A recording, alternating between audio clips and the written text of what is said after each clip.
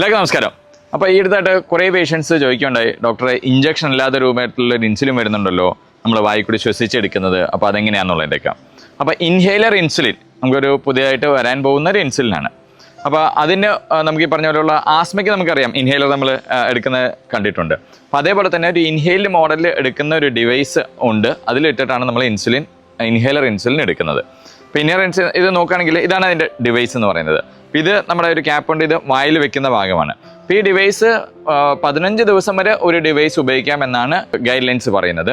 പിന്നെ ഇതിനകത്ത് നോക്കുകയാണെന്നുണ്ടെങ്കിൽ തന്നെ ഇതിങ്ങനെ തുറന്നിട്ട് നമുക്ക് ഈ ഇൻസുലിൻ പൗഡറിലാണ് ഇതിൽ വരുന്നത്. അപ്പോൾ പൗഡറിൽ വരുന്ന ഇൻസുലിൻ ഒരു ചെറിയ കാട്രിഡ്ജ് പോലെ ഉണ്ടാവും, അത് ഇതിനകത്ത് പ്ലേസ് ചെയ്തിട്ട് നമുക്ക് ഇത് ക്ലോസ് ചെയ്യാൻ പറ്റും. ക്ലോസ് ചെയ്തിട്ട് ഇത് വായിക്കൂടി ശ്വസിക്കുക എന്നുള്ളതാണ് ഈ ഇൻഹേലർ ഇൻസുലിൻ്റെ ഒരു മെക്കാനിസം എന്ന് പറയുന്നത്.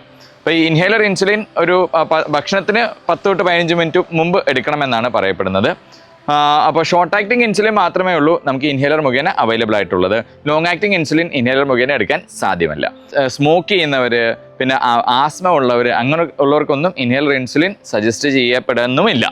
അപ്പോൾ ഇതുവരെ ഇന്ത്യയിൽ ഇപ്പോൾ അപ്രൂവൽ ആയിട്ടുള്ളൂ, ലോഞ്ച് ആയിട്ടില്ല. ലോഞ്ച് ചെയ്ത് വന്ന് ഉപയോഗിച്ചതിന് ശേഷം മാത്രമേ ഉള്ളൂ ഇതിൻ്റെ എഫക്റ്റീവ്നെസ്സും കാര്യങ്ങളും എങ്ങനെയുണ്ടെന്നുള്ള അറിയാൻ പറ്റുള്ളൂ. അപ്പോൾ നമുക്ക് അതിനായി കാത്തിരിക്കാം. എത്ര പറഞ്ഞു നിർത്തുന്നു. നന്ദി, നമസ്കാരം.